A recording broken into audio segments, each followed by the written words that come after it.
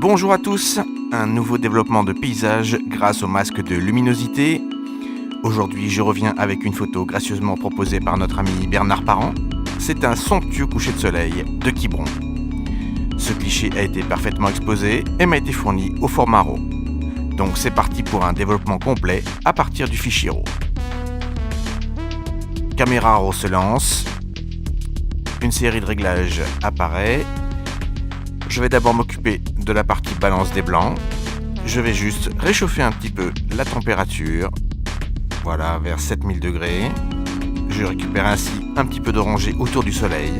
Cela va contraster davantage. Et par contre, comme le soleil est déjà couché, je vais volontairement baisser l'exposition pour retrouver cette ambiance feutrée de ces moments-là. Je baisse vers 1,5. Voilà, j'ai une belle texture grisée dans le ciel, cela me convient ainsi. Je vais baisser également un petit peu le contraste, vers -10, voilà, c'est très léger.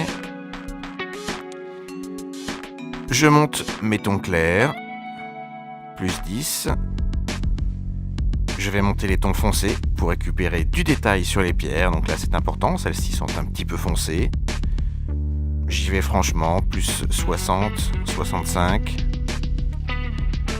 Je vais monter également un petit peu les blancs, tant que je ne sature pas mon image.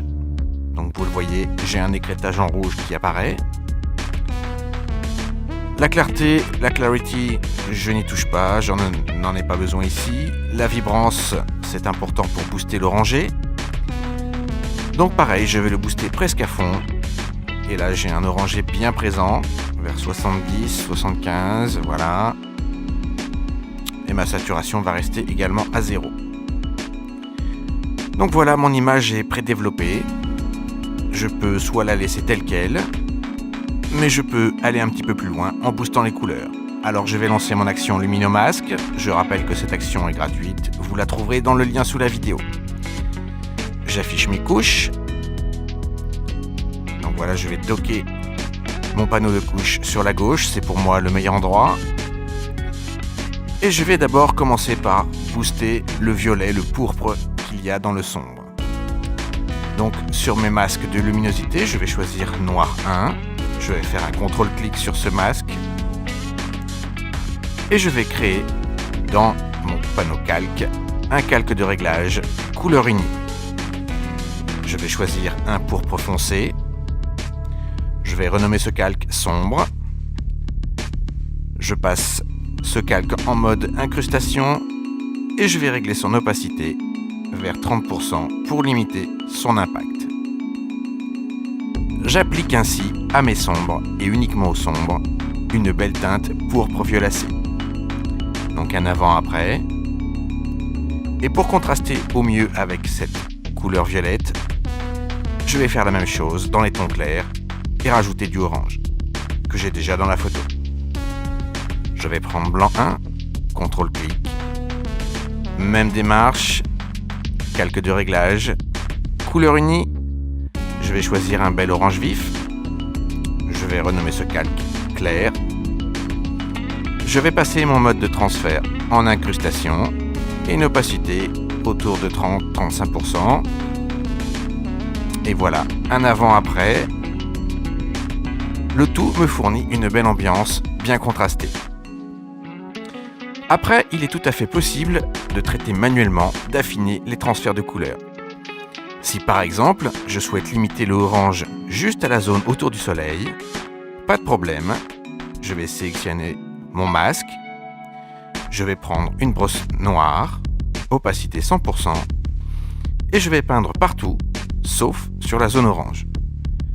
Donc mon boost de orange n'aura lieu que sur la zone qui n'aura pas été touché par la brosse. Donc je peins sur la bande de ciel en hauteur et je peins aussi sur la mer et sur les cailloux. Il n'y a pas de marque visible, mon traitement reste naturel. Pour moi le traitement est terminé, je peux encore mettre ces calques dans un groupe, je les sélectionne, Shift-clic, CTRL-G, G pour groupe. Je peux ainsi faire plus facilement un avant-après et je peux encore régler l'opacité de ce groupe. Et si le traitement de tonalité de vos images vous intéresse, j'en profite pour vous annoncer en avant-première la sortie très proche d'un panneau de réglage. Un panneau reste beaucoup plus pratique qu'une action, et celui-ci va vous permettre de gérer le look de vos images grâce au masque de luminosité. Mais toute la manipulation lourde des masques est gérée en arrière-plan. Cela va fonctionner aussi bien pour les paysages que pour les portraits. Alors hop, c'est parti, ici avec un petit portrait de Ugo Laurie que j'ai emprunté. J'ouvre mon panneau Lookifier et je retrouve mes 3 bandes de contrôle des masques de luminosité. Les blancs ou haute lumière, mettons moyen, et mes noirs ou basse lumière. Donc je vais prendre tout d'abord un bleu-vert typique du look Hollywood. Un clic et zou. Un calque de réglage de couleur unie a été créé à partir du masque de luminosité. Et pour les blancs, pour rester dans le look Hollywood et pour contraster, je vais choisir un bel orangé. Je clique sur orange dans les hautes lumières. L'effet est un petit peu trop prononcé, mais je peux ajuster l'opacité. Je la baisse comme tout à l'heure à 37%. Et voilà, en 2 clics, j'ai un superbe résultat.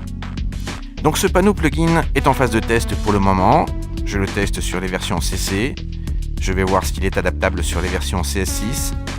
Il sera gratuit, donc restez branchés en vous abonnant à la chaîne. Vous pouvez aussi activer les notifications en cliquant sur la petite cloche sous la vidéo. Affaire à suivre donc. N'hésitez pas aussi à me faire part de vos idées pour éventuellement faire évoluer ce petit produit avant son lancement. Je peux étudier et pourquoi pas rajouter quelques boutons. Donc à bientôt et encore merci à Bernard Parent pour le prêt de son image de Quiberon.